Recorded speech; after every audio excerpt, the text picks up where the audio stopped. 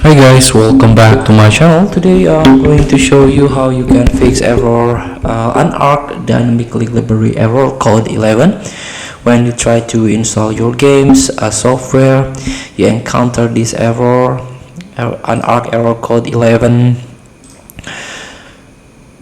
So here there is some solution out there, but I always try this method in order to fix this. The error code 11 Unarc dynamic link library.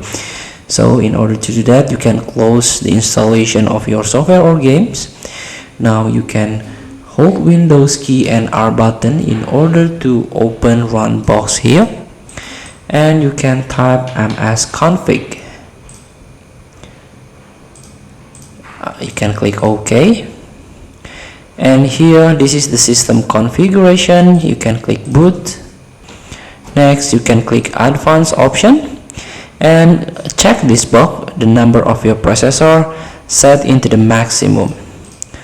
So I only have 4 cores, 4 of my processor, and after that you can click OK and apply and restart your PC and try to reinstall the games or the software.